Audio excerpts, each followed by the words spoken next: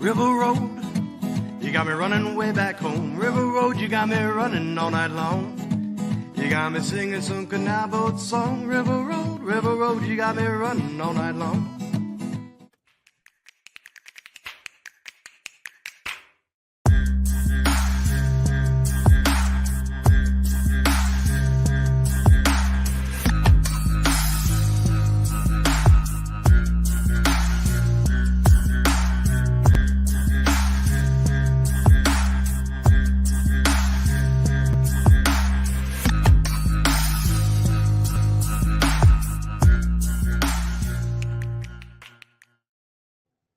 I love playing that. I love playing that before we start now. Yeah, it's tight, man. I'm bobbing my head. We gotta get in that ad though. Like we need some representation in the ad. We had a little blip there at the start. Yeah. In case you all didn't notice, we were in there, and this is Niner Nuts. Welcome to another episode, everybody. This is Dan here along with James and Eric. James is back. Welcome, gentlemen. How are we doing? Good, man. Good, man. Business is good. Jimmy B's collectibles is taking off. Like everything's good. Wait to the end of the show for our new ad. Yeah. Yeah, Yes. Things are good on my end. Can't complain. Hell yeah. And yes, I'm excited to share that ad with everybody. This week, or today's episode, I should say, we already talked ad nauseum about Christian's contract and the Madden curse. So we don't have any other Niner news to talk about this week, but we decided to take advantage of that and talk about something that we are all passionate about: movies. Eric and I talk about Marvel movies a lot. James and I both have film school experience. I'm wearing my Alien shirt, one of my all-time favorite movies. We watched it all together recently. Yes. That was so bad. Oh my god. I was like halfway through that movie and was like, oh my god. Right? Much Drink. Yeah, it was so. That was so much fun though. And Yeah. I'm so excited for Romulus. I don't know if you guys have seen the trailer. I am so excited for Romulus. It looks so good. And Fede Alvarez directed it, the guy that did Don't Breathe and Evil Dead in 2013. Like, anyway, the movies we're going to be talking about, though, I don't know if you guys, I didn't make like a formal list or anything. I thought this would just be a fun discussion about football movies just in general. If you do have a list, I mean, feel free to share it, of course. But I am cheating a little bit. I just pulled up a list of some of the more notable football movies of all time. I'm not going to plug where it's from though. But no, just glancing over this list. No, I haven't seen all of these. I've seen a good majority of these though. But Let's start with number 10. Is it number 10? It's 25. I'm actually almost there. I am at 10. This particular publisher's number 10 is Varsity Blues. That which I actually have not seen Varsity Blues. It's not bad. I have seen Varsity Blues a long time ago. Yeah, that brings about some good memories and basic training, you know.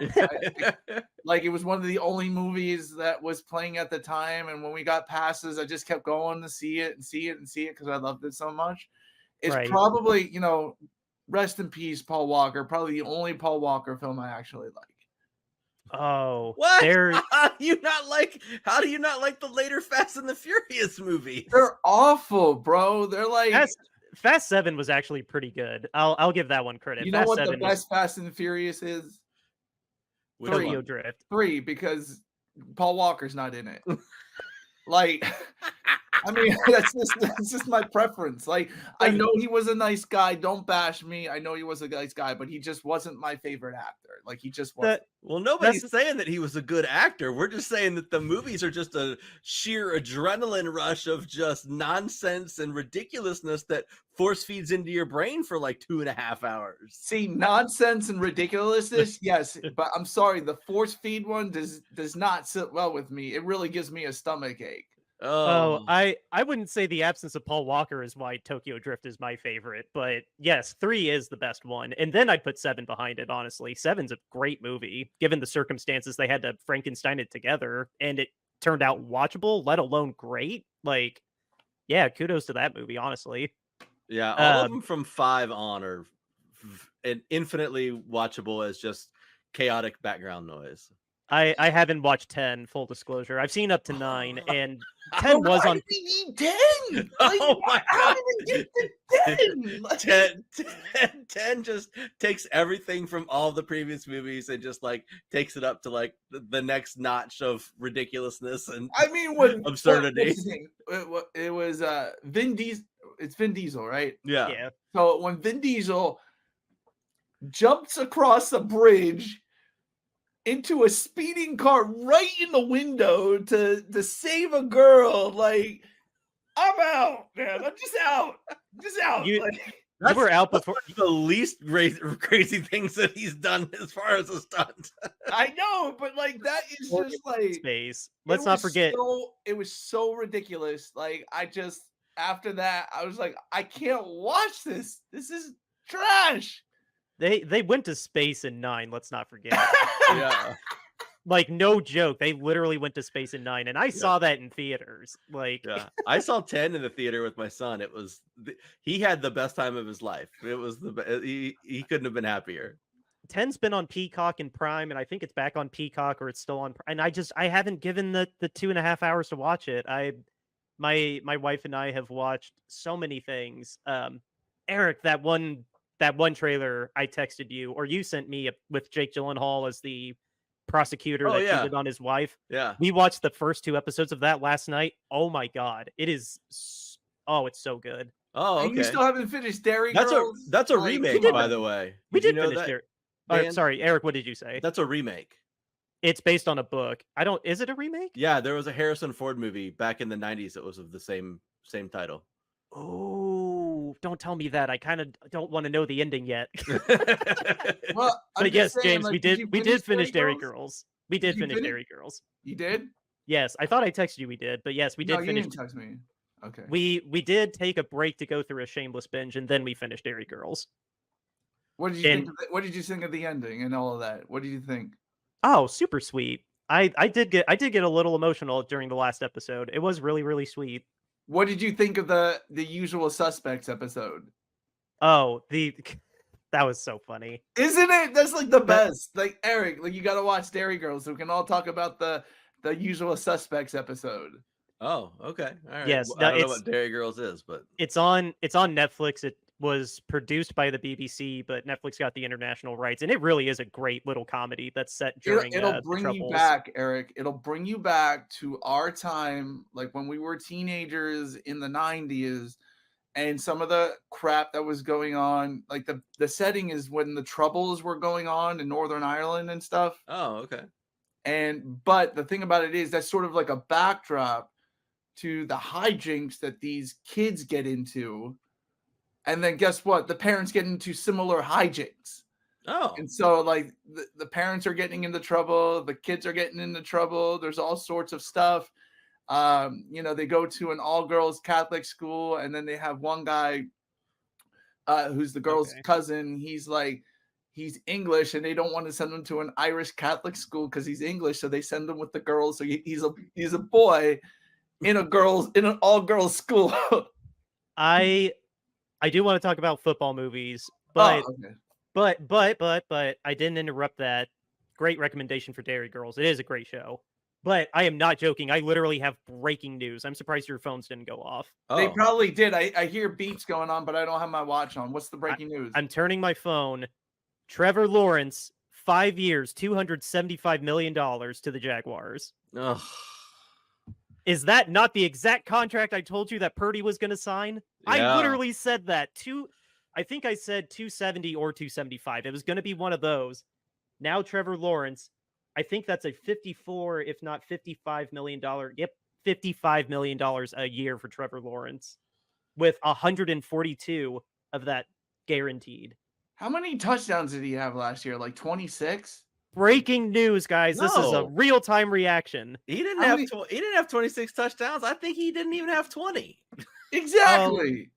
Why would you pay $275 million for a guy who can't even throw 20 touchdowns in the season? I have no idea. Hold on, I'm pulling up his stats. Okay, like I'm officially on it. Balky is definitely a bad GM if he's signing that contract. Well, I could have told you Balky was a bad GM from 10 years ago. I mean, I told you he was a bad GM before we did the show. Yeah, Trevor Lawrence had 21 touchdowns last season. Oh, 21 touchdowns. Like, but he also had impressive. 14 interceptions.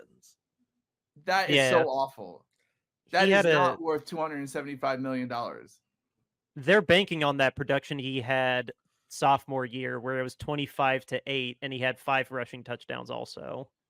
Even though that was also over like a 6-game span. Yeah. He just got a hot streak. His career win percentage is 20-30.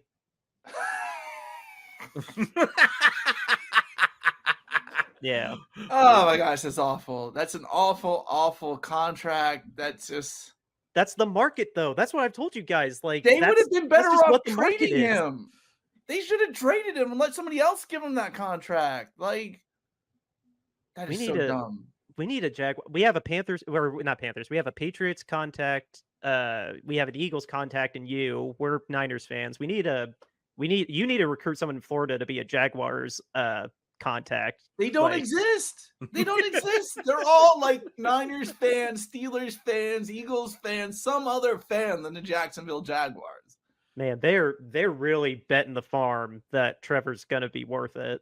Like, I'm surprised the guarantee honestly is not higher than 140, or 142. But well, that's I told you a $54 million or $55 million contract was next up. Just Trevor did it, so now that means Purdy's gonna get like 56. This is why John is a bad GM. Like, he should have set the market before this Trevor Lawrence deal, because they can't sign Purdy yet. They're not allowed to. Yeah, it's a rule that he can't break his rookie contract. Trevor Lawrence had 2 300-yard games last season. That was it. Way to go, Balky. Way to go, Balky. You're 1 year away from being fired. This is eerily similar to the Jay Cutler situation that Chicago had a decade ago, where is there a better option than Jay Cutler? No. Okay, so guess we got to bite the bullet on this contract. I feel like Jacksonville had to have been in kind of the same boat. Like, was there a better option than Trevor? I'm sure there. Well, there's always a better option. There is always a better option when Trevor Mac Jones. What's that? Mac Jones. No, I'm just saying, like, Mac Jones is their backup. That's why I said that. You probably could have gotten a 1 for Trevor Lawrence at some point. Oh yeah, easily. So it's easy. Trade him in the draft to some team that wants to bet on him and go get yourself another quarterback. Like, it's the most important position on the team is the quarterback. And we have literally seen that the one way to win the Super Bowl is to have an elite quarterback who can pass the ball. If you don't have that, you don't have a chance. And that's what we've seen in the NFL. Yeah, these average teams get into the playoffs and they make a little noise. But who was in the Super Bowl last year? It was Patrick Mahomes, the best quarterback in the league, and Brock Purdy, one of the brightest young talents in the league coming up. The year before that, we have Patrick Mahomes and Jalen Hurts. You know, you need a generational quarterback, or at least one that is elite at the position, in order to have a chance to even win the Super Bowl. If you don't have that, you need to get it. And I'm sorry, the time has come where it's like, if a guy is average and has 1 good year and 2 bad years, and you're going to pay him $255 million, like, it's better for you to trade that guy, let somebody give him that contract, and go draft the guy on a rookie contract. Do we think that Trevor's ceiling really has collapsed in on itself, though? I really do, yes. To take a step back in his 3rd year with Doug Peterson, like, I have more faith in Doug Peterson than I do Trevor Lawrence. That's for sure. I don't feel too strongly one way or the other. Like, I've seen good highlights of him, but do I know him that intimately? Not really. Like, I can understand though that they invested so much into this guy, and Dumb. Trent and the owner felt safer writing out this guy clearly for the next at least 3 years. Or no, 50 yeah, like 4 years. Or no, yeah, 4 years, and invest the money into this guy. They felt more comfortable doing that. So I mean, Godspeed, like good luck. The AFC South is actually going to get kind of hard now. Dumb. Well, see, the thing with that is though is, so I'm looking at Sport Track right now. So they say his contract is 200,000 guaranteed. By the way, 200,000. What? Or 200 million guaranteed. Sorry, Oh, 200 okay. million guaranteed. But he was already under contract for this year and his 5th year option next year. So they could have let him play out this season and see, does he regress further? Is last year what kind of quarterback he is, or does he improve like we think he's going to? I'm surprised this contract didn't void out the 5th year option, because they usually do that. Well, I mean, it probably will once it's put in here. I mean, it's not updated yet, but I mean, oh, okay. He still had 2 years under team control. So I mean, they didn't have to give him this deal now. They could have let him play out this coming season on an $11 million cap hit or whatever it would have been. I think that part's changed because it looks like it's updated a little bit, but they could have let him play out this season and got a better feel for what kind of quarterback he really was, and then gave him a new contract while he was playing out that last year of that 5th year option. But now you've committed to a guy who last year was unspectacular at best, and now you may have locked yourself into a guy long term who, like you just said, Dan, is Jay Cutler, who's, he's fine, he's serviceable, he'll win you some games, but he's going to lose you games too. Eric, you're hired. When Jimmy B gets a bunch of money, he's going to go buy the Jaguars from Khan, and he's going to hire you as GM. Thank you. Because you are smarter than Balky. That's sad. That's sad. A man who has probably, what should we call it, Gucci and Gabbana suits, getting paid so much money to run a freaking team, who makes this dumb decision. You and your Game Boy shirt can literally GM the Jaguars better than Trent Baalke. That's I mean, have you guys heard him talk? Like I heard Trent Baalke. Trent Baalke. Matt Mayako, I was listening to one of his podcasts, and he did a Trent Baalke impression, and he made him sound like Bob Einstein in Curb Your Enthusiasm, and it was so funny. I mean, it's just like we were talking earlier today off mic on the whole Alvin Kamara situation and him holding out and wanting more money. And like I said in the chat, like, I got half of mine. He costed me $1 million in guaranteed money. You know what, Alvin Kamara? Have a good day. It was nice having you around. See you, buddy. I know. Like, why don't they feel like they can? Why do GMs feel so attached to players that, were good young or whatever, and now they're mediocre or less than mediocre, and they want to attach themselves to these players and not give up on them? No, it's 28-year-old running back who wants $12 million like a year. Like, get out of here. Like you said, Eric, 1,100 yards total offense and 6 touchdowns. Yeah, what is that? They're giving him $12 million. That's top running back money. This is why Mickey Loomis needs to be fired in New Orleans. And he needed to be fired a long time ago when they caught him listening in to freaking headsets.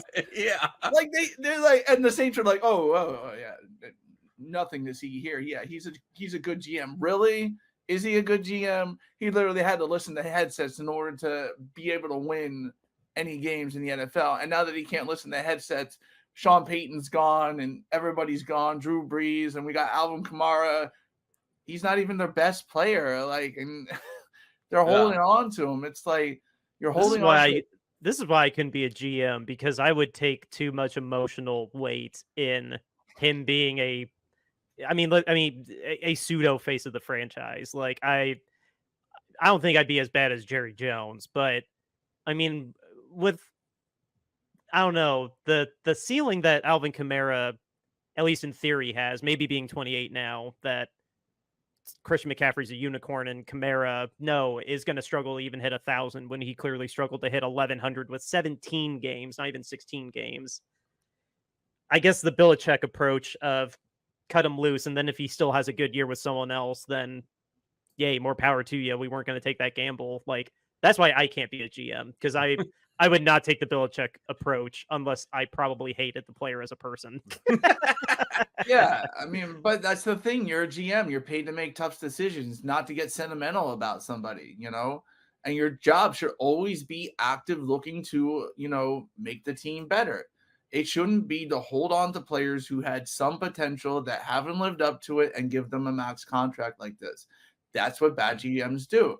And I'm surprised the owner of the Saints hasn't fired freaking Mickey Loomis. They're holding on to Mickey Loomis because Mickey Loomis, got Drew Brees and all that, Sean Payton. They won a Super Bowl, yeah. Won a Super Bowl with freaking whatever, the Bounty Gate and headsets. And it's like, what makes you think that Mickey Loomis is a good GM and a viable GM that can build a roster and build a team without having to cut some corners and having to play with the rules of the rule book a little bit, and actually cheat? Like, why would you keep that guy around? He is embarrassing your organization. The longer and longer you keep him as a GM, they needed to cut ties with him like 10 years ago. They're still holding on to him. Look at what they needed to do to get, what was his name? The trade they made with the Eagles to get that wide receiver, Chris Olave, right? That's the receiver? Yeah. Yeah. How many draft picks did they give up for Chris Olave? Wasn't it like 5? It was like 5 picks, and all they did was move up 2 spots or 3 spots. It's like Mickey Loomis is one of the worst GMs in the league. He's had you mediocre for not even mediocre the last 3 years. Like, you need to get rid of that guy. You need to get rid of him. He's driving your team into the ground. Yeah, it's not even that they're so sorry. They're not even so bad they're eligible for the first overall pick. It's almost worse, like how the Steelers are always like at 500. The Saints are always at like 4 or 5 wins. They're never that bad, but they are bad. That's almost worse. Look what happened. That number 1 pick that New Orleans gave up to the Eagles for Chris Olave is now Jalen Carter. Okay. Like, if I was a GM, you would be, or as I was an owner, you'd be fired as my GM. That you literally traded 5 picks for Chris Olave and you could have had Jalen Carter. Just like the Titans GM with the AJ Brown trade. He's an idiot too. Yeah. Like, I'm sorry to step on you, Eric. What were you going to say? Oh, no, I was just going to say, I take a very analytical approach to all of that stuff. I mean, to me, like, stats is just the great equalizer when it comes to all of these values and the way that you look at players. I mean, like, you said, Dan, like, you'd get very emotionally attached to some guys in the face of the franchise and things like that. And I understand that. And I could see myself believing in some of that too, when you get to know these guys and they've been around the franchise for a while and stuff like that. But to me, it's just like, you just look at the numbers and you look at the trends over time and you break down all the nerdy numbers, as we like to say, and do all the deep analytics beyond even just what you see in terms of yards and touchdowns and stuff. But you get into the real minute, minutia, yards per carry, yards per touch, all of that. Yeah. All the real in-depth numbers, and you just look at it and you look at the trends and stuff and you see, is it going down? Is it staying flat? What has it been over the last 3 years? And you just look at that and you just say, okay, look, when I look at your numbers and I compare them to the other guys, at your position, they're here, you're here, I'm not paying you the same numbers that these guys up here are making. It's just not going to happen. So you can either come and you can play for us at these numbers here, or you can go away. That's just what it amounts to, because I'm not going to overpay and further damage the franchise to for some reason think that you're all of a sudden going to achieve this when you've shown me over the past 3 years that you're this. I mean, it doesn't make any sense. So it's like, it's very simple. You're not worth that value. If you want a different deal, go shop yourself around. Yeah. Like that's it. Like Yeah. Howie Roseman is good at gauging the market and understanding that. Mickey Loomis, not so good. Trent Baalke, not so good. You have to draw a line in the sand with mediocre players and saying you're not getting a top contract. And if you want one, we'll let you shop around. We'll let you find somebody that may give you that contract, and then see what happens. Yeah. Then see what happens. Then see if they want you for that price. We're not going to pay it. Go ahead. We'll make the trade. You go have a nice life in Minnesota or, Seattle, or LA, whatever. Like, you go have a nice life there. Yeah. We'll take the picks. We'll figure it out. We'll get somebody new. We'll get somebody younger. We'll get somebody who has promise on a rookie deal, right? On a rookie deal. Like, why would you spend $55 million a year on a mediocre quarterback when there's literally a talent pool? Especially this year, there was like a huge talent pool of quarterbacks this year.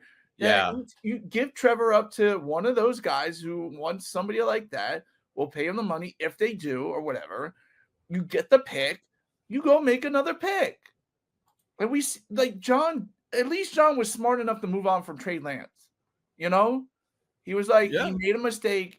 He said, this is it. I got to get rid of it. I mean, granted, I think he could have got more, but whatever. He still made the mistake, moved on from it, and now is betting on Purdy because that's the safer bet, which is what it looks like, right? We'll look at the year after we made the freaking Super Bowl. Exactly. That's the year after. And we were a broken elbow away from making a previous Super Bowl.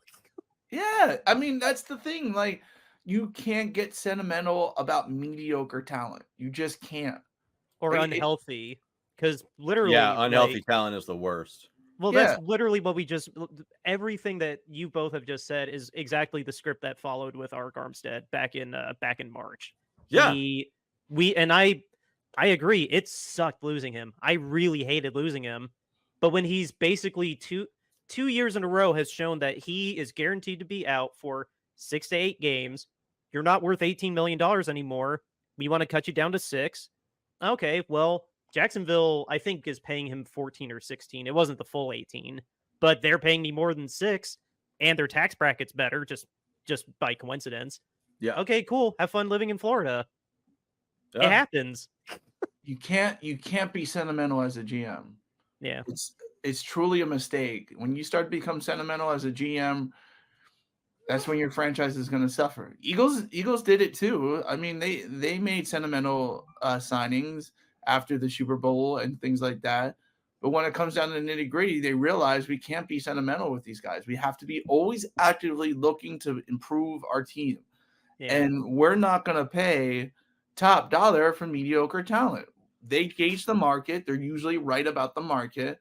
And if somebody gets a better deal elsewhere, they're willing to do that. They're willing to give up on that player to get a better deal, and that's the mantra that, it seems like, I mean, John's at least caught on to that. Like, I can't get sentimental about you. I can't, try to double down on Trey Lance and say, well, Purdy and we'll make Trey. No, we were looking to let go of Juszczyk. He accepted a pay cut, but we did the same thing to Juszczyk. We were, if you read between the tea leaves, like, we were willing to let him go. Oh, yeah. And that's what you have to do if you're going to be a good GM. You can't get sentimental. And all these GMs getting sentimental and giving out big contracts and mediocre players is just going to kill your team. And within a year, next year, Trent Baalke is going to be fired. Guaranteed. All right. I'd be willing to bet on it. Do you have an update on the numbers? No. Top QBs ranked by total contract value. Number 1, Patrick Mahomes, $450 million. Are we okay with that? Right? I mean, I hate Patrick Mahomes. He could go jump off a cliff, but he's probably deserving of $450 million, right? I agree.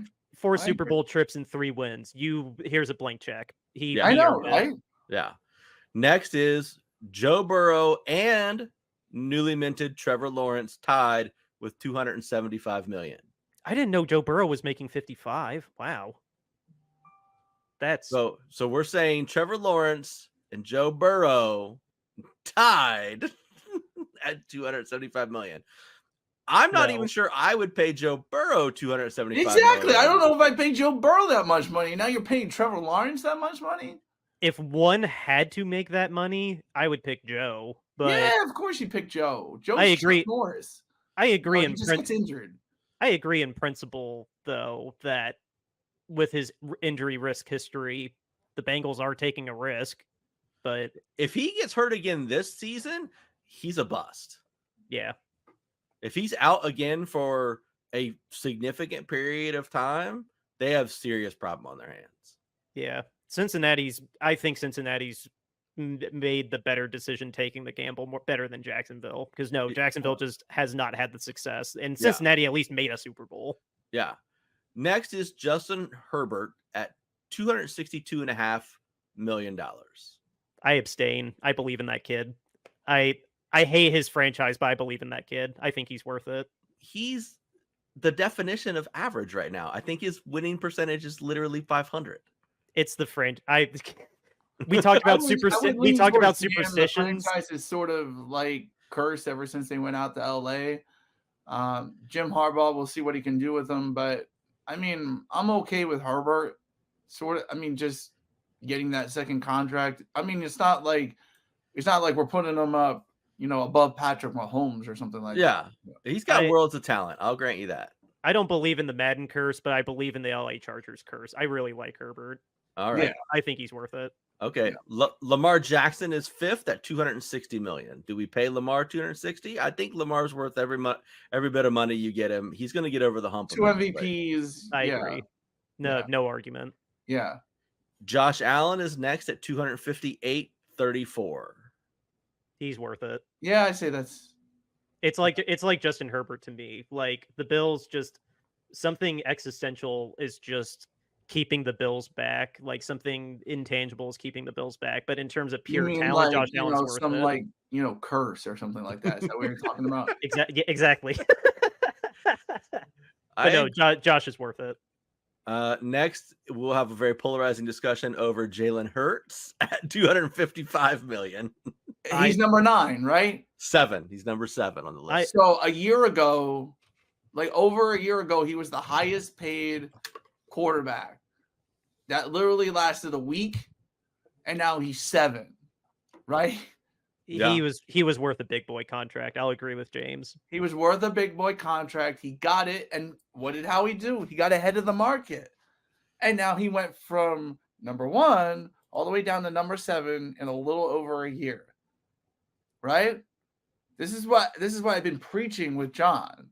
You get ahead of the market. You start the contract talks before everything. You don't wait to the end of the season, and that's now. Every second that you waste, you are wasting money.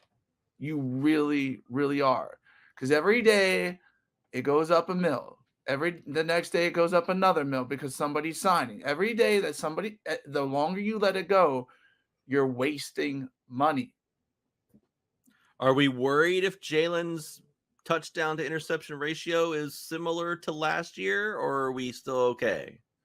I'm still okay. I think what happened was Brian Johnson just wasn't creative with the offense. I think under Kellen Moore, I think adding Saquon Barkley will help. Well, should.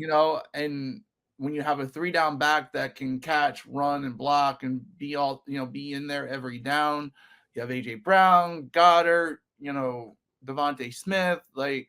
You have all these guys under contract for the next 3 or 4 years, it's a good situation. Kellen Moore's probably not going to go anywhere, Vic Fangio is probably not going to go anywhere. Like they're going to have a good nucleus of a team where Jalen's going to be able to be successful. And so is the team. Everything is that. Vic Fangio doesn't want to be a head coach anymore. He just wants to retire as a coordinator in Philadelphia. Yeah. He said that, So this nucleus that they got on their coaching staff and on their players I think is going to flourish, and Jalen's going to look like he did in 2022. Okay. I honestly think last year was a fluke too. And how poisoned the locker room got was so extreme. I I can't believe that will happen again. Like, But the with thing about everything it that you've been saying, But, I but the think thing the about it Eagles will is, be the fine. first 11 weeks, Jalen was the MVP of the league. The first 11 weeks, he was the MVP of the league. People had him as the top guy to win MVP. So we can see that Jalen Hurts can literally put a team on his back and perform miracles with it. Because look at those games. He was winning close games. He won like 6 close games in a row with 2 minutes left in the game and all of that. Oh yeah, you did do something weird like that. Yeah. Jalen is a franchise quarterback. He's taking game, to the that Super game Bowl. in the rain, Eric, that you and I were so pissed about. Yes. Yes. Yeah, that Jalen can literally cost me be money. Superman. He can put on his cape and pull miracles with the team. He is a leader of men. And you look at the Super Bowl he played in. He was the best player on the field. He People balled were out that arguing that he should have got the MVP even though he lost. Like, that's how good Jalen is. And you can build an offense around him. Kellen Moore is going to have a field day with all these freaking weapons that he has. Like, I think we're going to be running up score like Madden. Like, we're just going to be like killing people 30-15 and stuff. Like, that's what I think. As much as I want to like have less competition in the NFC, I'm not discounting the Eagles either. Like, it ended so extremely badly. Like, it makes me like, oh no, like they're going to come out with a vengeance tour. Like, they want to prove that was a fluke, and I'm not discounting the Eagles. I agree. Yeah, they 2 years in a row, they were the last undefeated team.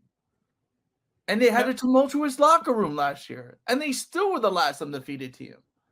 So tell me, if you get everybody back on the same page, you get a regroup, you reanalyze everything, you figure out what you did wrong, you create the culture again and create a different culture. Jalen becomes more of a leader and more personable in the locker room, which he has already done. He is starting to do that.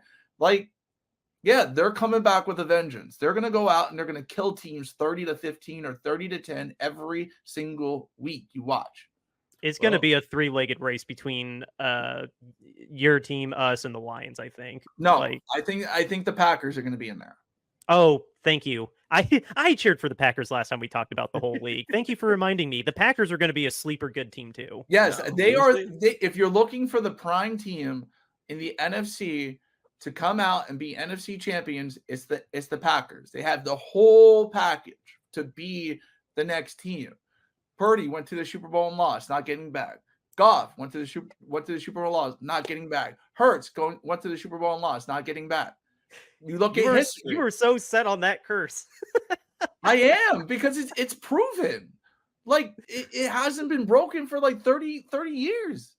Eric, this is what we were talking about on Tuesday. I know. It's a curse. And this is why, like, if you're going to bet on the NFC, bet on the Packers. You're getting good odds, right? I may bet on the Packers after the show. Exactly. They have the prime thing. A quarterback as a second-year starter, you know, they are prime. They are the prime team to look after. It's going to come down between the Lions and the Packers for the division. And I'm going to pick the Packers to come out on top because Jordan Love's going to take the next step. I mean, yeah, we have to give them credit for being the first 7th seed to win a playoff game. And not only win it, but dominated. They dominated. They literally treated like they were the Cowboys' daddy. They literally were the Cowboys' daddy. Like, Dan Quinn gets all this credit for this defense, and all of a sudden they're down 28-0 to the Packers. Like, it's going to be the Packers. If you're really looking at history and how the league is, it's going to be the Packers coming out of the NFC. Packers are 9.5 wins for the season, just as an FYI. Oh, bet the over. Bet the over. They'll hit 10 wins. Take the They're going to hit 12. Ooh, ambitious. I'm just saying 12. They'll hit 10. They're definitely getting more than 9. Yeah, I think they're going to be at 12. They're going to be 12-5. After you're done looking at that, we were at 9. Was there one last quarterback on there? Jalen Hurts was 7. So the next one is Kyler Murray at $230.5 million. No. Yeah. No, thanks. Take all your money back.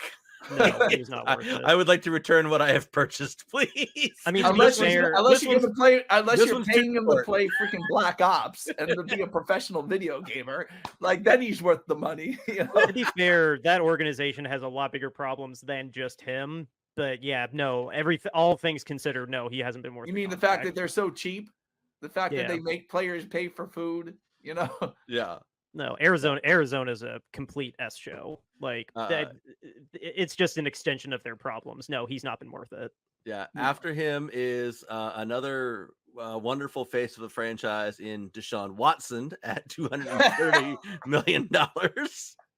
I abstain. I have an out time, and we don't have enough time to rehash all the issues with the Browns. No. Yeah. Clearly not worth it so far. That's been the biggest waste of money on the planet at this point in time, other than Elon Musk buying Twitter. It's so funny though. I will say, my only thought on this though is that it's so funny that they were like, "We're gonna break the quarterback market. He's gonna be worth it." And not only has he not lived up to the hype, and sure, injuries, whatever, but no other GM was like, "We gotta copy this guy." Every GM, whether we love him or hate him, all of us came together and collectively flipped him off and said, "Nope, no quarterback's still getting guaranteed contracts except for him." Yeah. Well, and that's I the love thing. I love that happened. Like the thing about it is, I love the cojones that they had. Like you got to admit that was some cojones. Like you need a franchise quarterback. The way it all went down, like they knew they needed something in their back pocket to get him. So I like the cojones, but it didn't pan out. And I'm sort of glad that it's all failed and come down on Deshaun Watson, because I mean, I don't like the guy. You know, I really don't like the guy. Like he's a dirtbag. Yeah. I feel bad for your I feel bad for your neighbors, Eric. Like that just so sucks that they're gonna still have to have that loom over them for at least another 3 years. Yeah, yeah. And you could objectively say that they were better with Joe Flacco, who literally just came off of his couch after eating Thanksgiving dinner to go play football. I know. He was like amazing. he was like the uncle from Napoleon Dynamite. He's just like literally Uncle Uncle Rico. Sling some footballs around. Number 10. Amazing. Number 10 and the last of our $200 million quarterbacks is Jared Goff at $212 million. Worth it. I'll say that's worth it. No, but he was like sure, maybe it's a little emotional adding this element to it, but I think it's worth noting though, because LA literally sent him there to kill his career, and he has brought life back to Detroit, and he's played in a way that's been worth every penny. They got to the NFC Championship after 3 years of Campbell. Between him and Goff, they've brought life back to that city. And I'm not going to say that they'll win the Super Bowl. Like, it's ridiculous to just bet that your team's going to win the Super Bowl in a year, except Kansas City. But, but no, they've brought a life and relevancy to Detroit and the Lions that has been absent, at least in my 32 years of existence. Like, and he's worth every penny. I agree. I'm just surprised Kirk Cousins isn't like in the top 10. He didn't get it. Making money Cousins is 180. He's number 11. Yeah, he didn't get a 200 contract from Atlanta. Where's Dak? Dak is number 12. He's one. Oh, see, I'm right there, man. I know who's next. Oh, by August, he'll be in there by August. There's a big tie between Dak, Matthew Stafford, and good old Daniel Jones at 160 million. Stafford's worth it. Dak's not, and Daniel's not. Stafford's worth every penny. Stafford's worth every penny, though. I will die on that hill. Stafford's a great quarterback. Dable's going to be fired at the end of the year. Dable's going to be fired at the end of the year. Coach of the year, 2 years. It's going to be coach of the year and be fired in 3 years. That's like, oh yeah, he'll be back to being an offensive coordinator somewhere. Yeah, he will. Like, it was a sham that he got coach of the year. Like, seriously. He had the good kind of fluke that Minnesota did also, the opposite way that you had a bad fluke to close out your year. He and the Vikings both had great flukes that got them into the playoffs. Like, God, that's so fun. Wasn't that the year that the Vikings managed to win like every 1-score game that year? Yeah, they won like 11 or 12 1-score games. Yeah, Yeah. it was just insane. So, Including they had like a 33-point comeback against the Colts too. Yep. I watched I that. listened to that whole thing. I remember that game. I knew that first touchdown after halftime that the Colts were gonna fall apart very quickly if they didn't change. And then the Vikings scored again. And I was like, nope, this is it. Like I didn't think it was gonna go into overtime, but I remember betting a 16 money line parlay, and I needed the Vikings to win, and they were playing Washington. And I'm freaking out Walmart listening to the game, and they end up taking the lead with 30 seconds left. Oh yeah! So happy that the Vikings are trashing the Commanders, and like, yeah, I mean, you never know what's gonna happen. That's the fun of football. You just never know what could happen on any given Sunday. You might see something that you never seen before. You know, Yeah. You might see a team win 12 one-score games in one season. You might see the Giants win a playoff game. Like, you just never know. You might see a 7 seed take out a number 2 seed, and do it in decisive fashion. You might see a ref not use his ears to listen when a guy calls that he's eligible. You just never know what you're going to get when you watch a game, and that's the beauty of football, and it's the beauty of any sport. Same with baseball. It is. You just never know what you're going to get when you watch the game, and that's why we watch, because you just never know what could happen. Yep. It is. I think there is a wonderful spot. Invincible is the best movie. I gotta get that out. Oh, jeez. I was saving mine for the news blurb because we spent this whole episode talking about the news blurb. Yeah. But we need to talk about our sponsor first, RoyalRetros.com. They're still with us. They're still awesome. It is your go-to place to go get yourself an authentic throwback jersey. Go ahead and check out the Candlestick collection. It's curated with the Bay Area in mind. And when you find something that you like, whether it's football or any of the other major sports, basketball, baseball, soccer, what have you, use the promo code Shady Sports and get 10% off of your entire order. Again, it is promo code Shady Sports to get 10% off of your entire order at RoyalRetros.com. It helps us out. It helps our parent company, Shady Sports Network, out. Again, use promo code Shady Sports for 10% off of your entire order at RoyalRetros.com. Go get yourself an authentic throwback jersey today. James, I did a very bad job talking about the charity because I'm always bad at it when you're not here. Let people know that we're still selling some shirts. So, guys, for the last year now, we've been doing this pretty much officially for a year. We've been calling out NFL owners and the lack of accountability in the NFL. One of the owners, a minority owner of the Texans, was charged with very serious sexual crimes. Not surprising because Deshaun Watson was there, and then there's the cover-up with Deshaun Watson that the Texans did. So this is not surprising that a Houston Texans minority owner is charged with serious sexual crime. How many people are listening to it? How many people are hearing that an owner did this? Charged. We have seen in the news recently where a player has an investigation, not even charges, not even arrested, not even arraigned, not even nothing. And we hear about it day after day after day. Meanwhile, owners are making news for like 2 seconds. And the next thing you know, it's gone.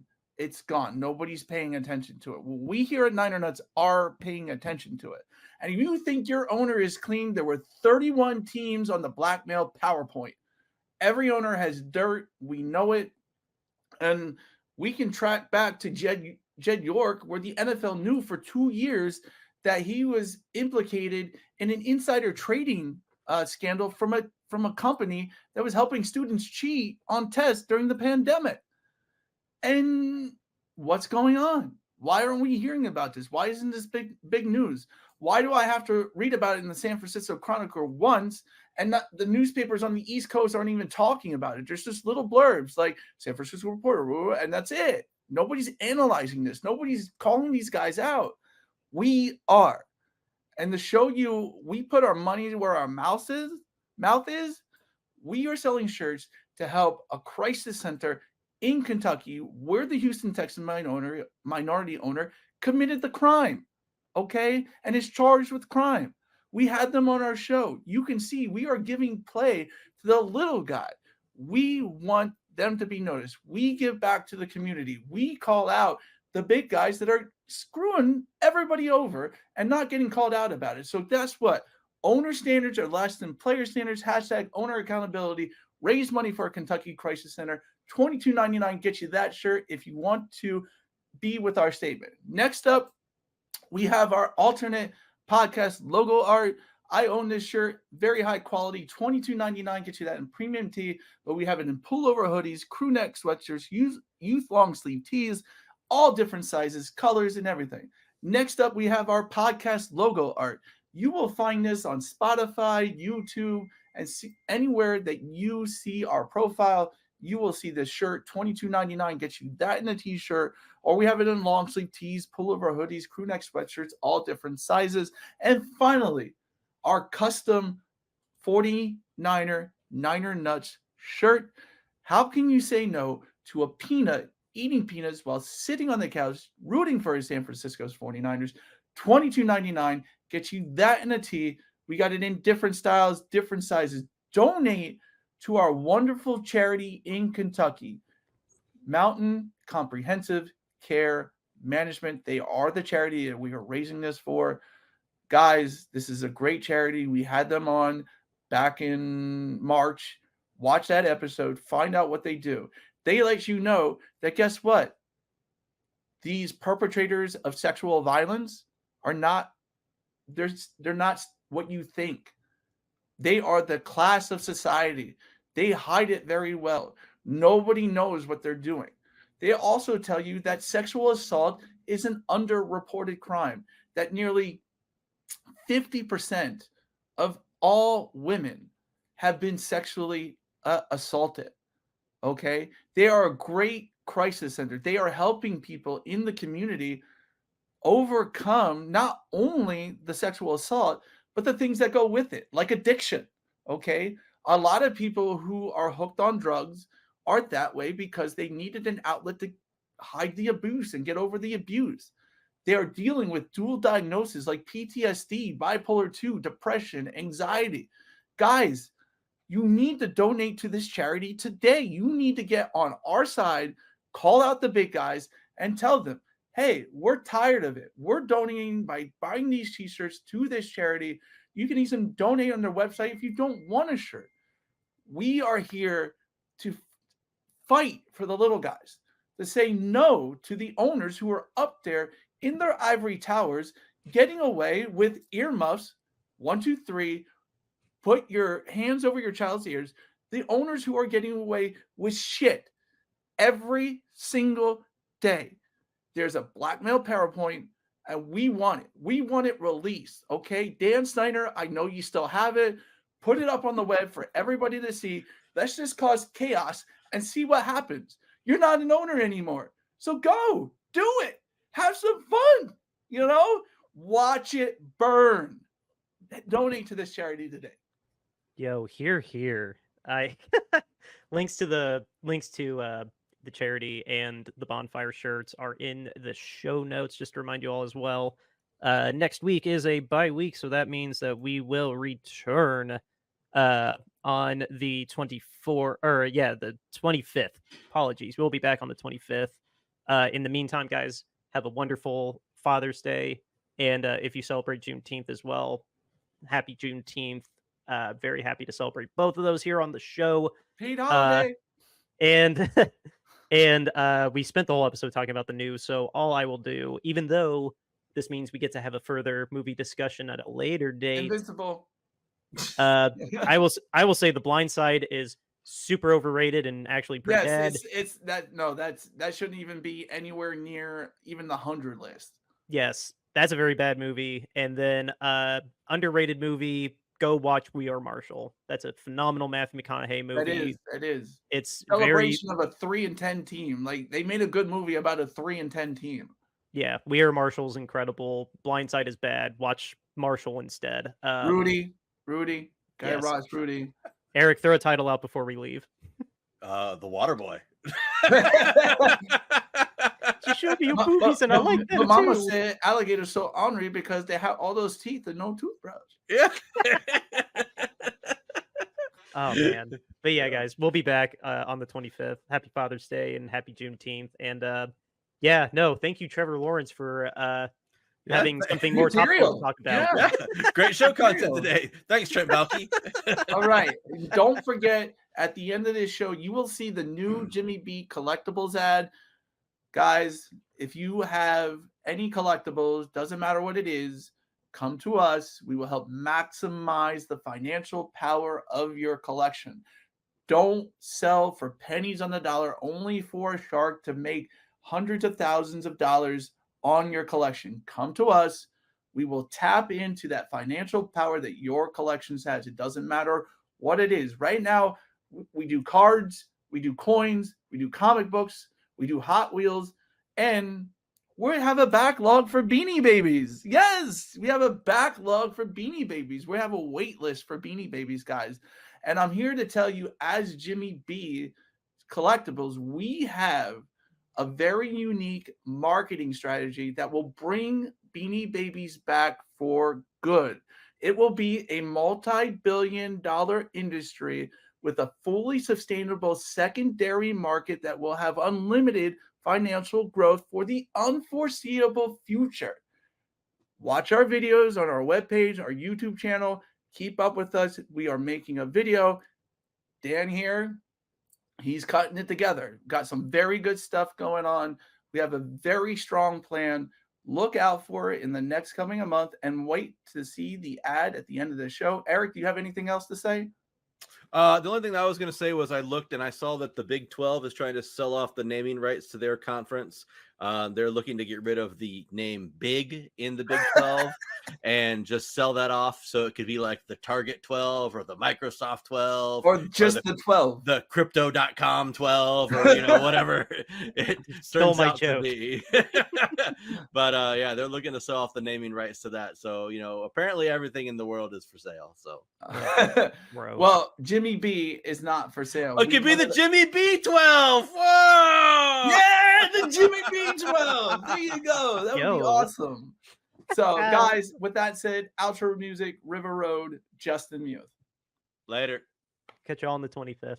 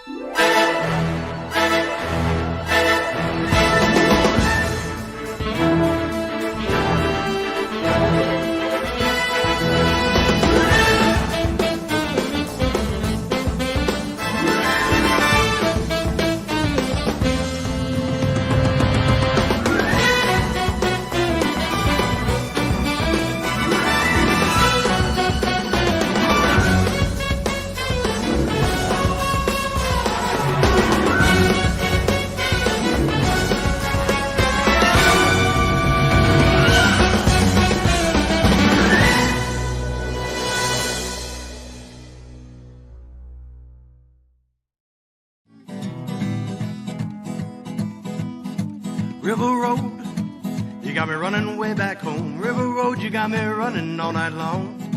You got me singing some canal boat song. River Road, you got me running all night long. River Road, where have all the women gone? Have they kissed her hand and waved you bye-bye? Have they thought about crossing your double yellow lines? River Road, they love the way you whine.